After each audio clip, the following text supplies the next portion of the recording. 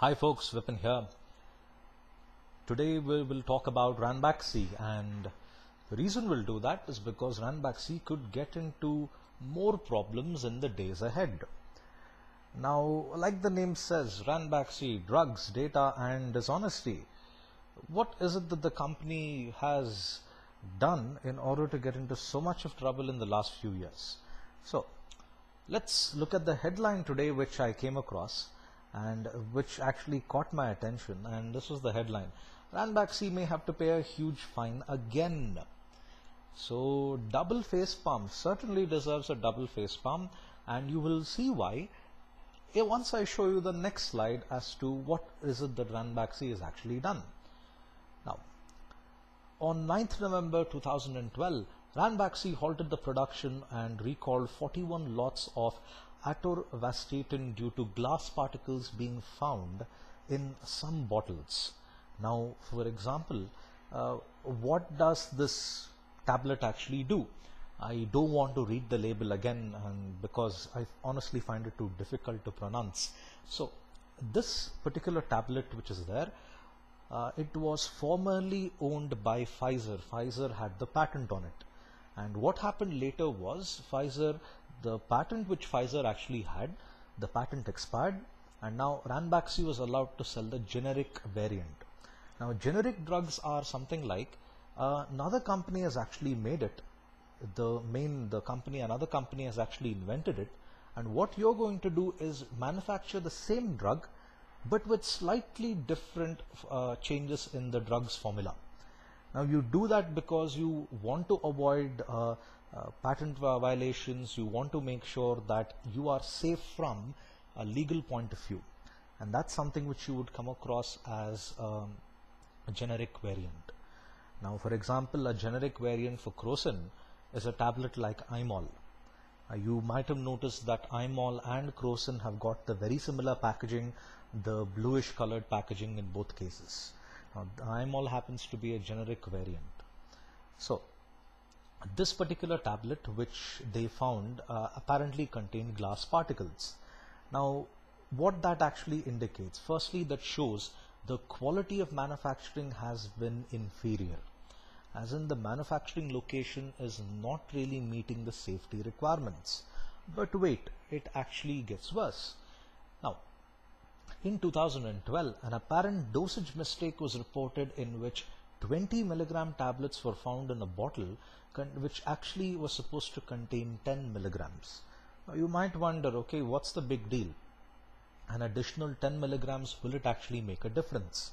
Now, this particular tablet is used for promoting liver function, especially in bringing down and controlling the cholesterol level. Now, you can imagine the American market, and America as a country is containing some of the fattest people in the world. How high the consumption would be of this particular drug to lower down their cholesterol and possibly cleanse their heart in the process. Now, an extra 10 milligrams, okay, what is the worst thing that could happen? Now, I can tell you this because when you take a drug beyond a particular dosage, your body will not react properly. Now, in 2004, I had an appendectomy, and the pain was unbearable after the surgery. And since no one was home, I decided to take an additional painkiller and hopefully see if I can reduce the pain. I was advised to take one tablet of ibuprofen or Proxy-1, I don't remember. Proxy-1. I was required to take one tablet of Proxy-1, and the next thing that happened was the pain didn't really subside as I expected. It was really bad. And the next thing I decided to do was I had to take an additional tablet in the next few minutes, and then the hallucinations started to come by. Now, I'm a pretty big guy. I currently weigh about 0.1 ton, and being a guy as big as me, I can actually bear that dosage, and the worst thing that could happen to me was hallucinations. Now, I did a bit of an overdose, and I started to see hallucinations. If I started to do more and more of this, certainly I would have resulted in some vital organ getting damaged, because I'm taking more than the required dosage of that drug. That is why in every product they mention it very clearly. Consult a physician, check the dosage, and only then actually start consuming the tablet. So here, one more mistake by Ranbaxy. Another one.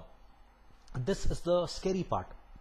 In May 2013, the US fined the company $500 million after it was found guilty of misrepresenting clinical generic drug data and selling adulterated drugs to the United States. Oh crap, this is not really something which you can do and get away with. And misrepresenting clinical data, I had to highlight that word because I cannot stress how important this is. Now, from what I've read, it takes at least a decade to launch a new drug. Now, let's say, for example, crocin doesn't exist. Okay, and you're a company which is actually inventing crocin, and you know the potential of crocin.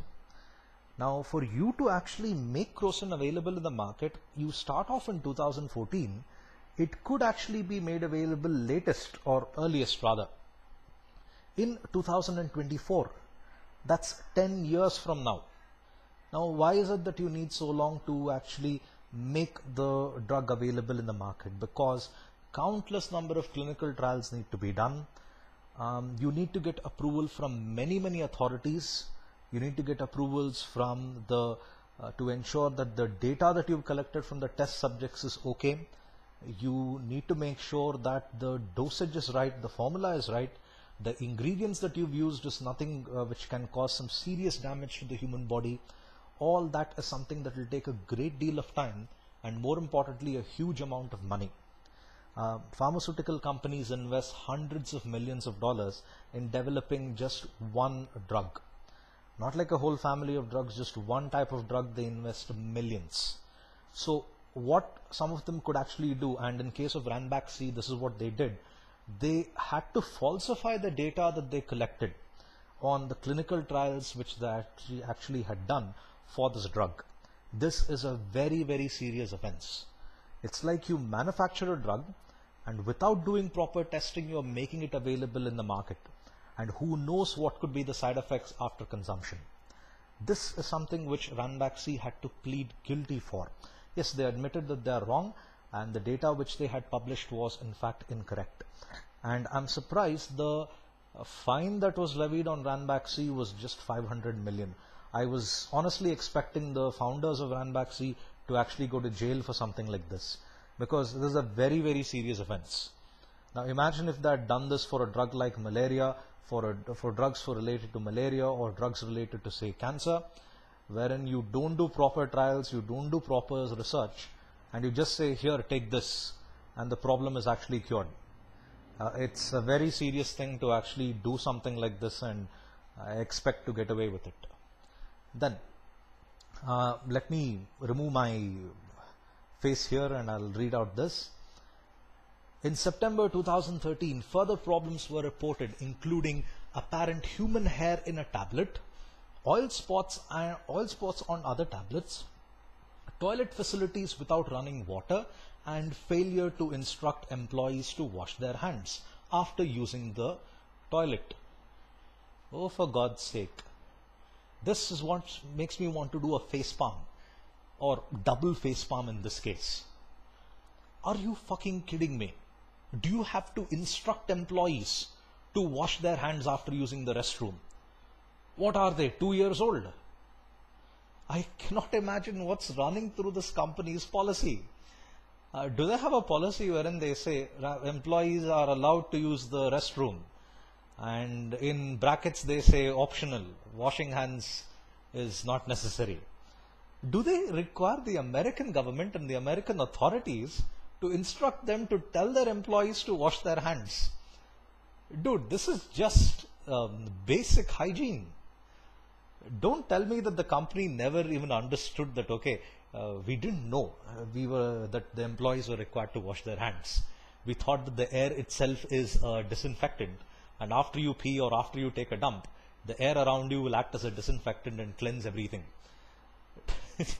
I can't imagine what Ranbaxy must have put in their hygiene policy.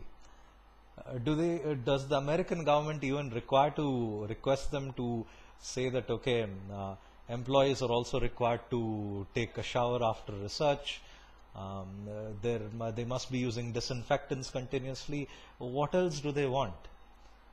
Do they have to even go about telling the employees of Ranbaxy once they wake up they're required to brush their teeth as well? This is just ridiculous. When you hear statements like the employees are required to be instructed to wash their hands after using the toilet, that's just sad. And the statement before that, the toilet facilities without running water. Most of you will not believe me if I tell you this, but in India, 53% of the population of India, or probably more, they don't have access to restroom facilities with running water. And that requires people to actually use Mother Nature as their own personal toilet. And Ranbaxy, congratulations, you're now part of that 53% as well. Now, the other one, again, I'll have to unhide my face. Ranbaxy is prohibited from manufacturing FDA-regulated drugs at the Mohali facility until the company complies with the US drug manufacturing requirements. Now, keep that thought in your head. Keep that thought in your head. Let me come down to this. The next thing that I had to ask myself is, when the American government or the American authorities have got so many problems when it comes to the drugs sold by Ranbaxy in their country, how come we've got no problems with Ranbaxy at all? Now, if you read the statement made by the company spokesperson, it's very, very cleverly written, and certainly it happens to be a lawyer who's written this. Just look at that statement. Ranbaxy is compliant with all the requirements under Indian law and maintains that the drugs sold by the company in the Indian market are safe and effective, a company spokesperson said.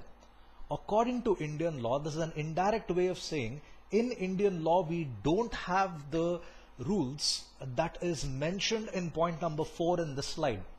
In Indian law, apparently, I don't think they mention toilet facilities are required to be present where there is running water in those facilities. Or in Indian law, they've not mentioned that employees are required to wash their hands. That's one of the reasons why I think the company spokesperson is able to make a statement like this. According to the Indian law, the drugs are safe, the drugs are okay, but according to the American law, they're not. Now, that makes me conclude a lot of scary things when it comes to the safety regulations of the drug market in India. And hopefully, Ranbaxy could teach other pharmaceutical companies in India a lesson and make sure that the quality of drugs they manufacture is in fact above par than the international standards, or above par than the American standards at least. That one point when it comes to employees be required to be instructed to wash their hands, that's something which will take a long period of time to go out of my head. I'm guessing that Ranbaxy employees are just 1 or 2 years old, and hence they weren't really informed before that they need to wash their hands after using the restroom. So that's it from me. After I made this presentation, I feel like washing my hands after looking at how filthy this company has actually become. So thank you for your time. Have a nice day, and do subscribe to my videos. Oh wait, I forgot one more important thing. You may have come across Ranbaxy drugs in India. Volini, I think, is the one which they use for the muscle cramp. You might have come across this when a cricket athlete, he does a dive, he ends up with a sprained knee or a sprained ankle. They just spray that and it provides a bit of temporary relief. One more very famous drug of Ranbaxy in India is something which Salman Khan advertises, Revital. Salman Khan and Ranbaxy going together, a company which doesn't follow rules and an actor who doesn't follow. Oh yeah, I can see how how the two go together. So that's it from me. Thank you for your time. Have a nice day. Bye.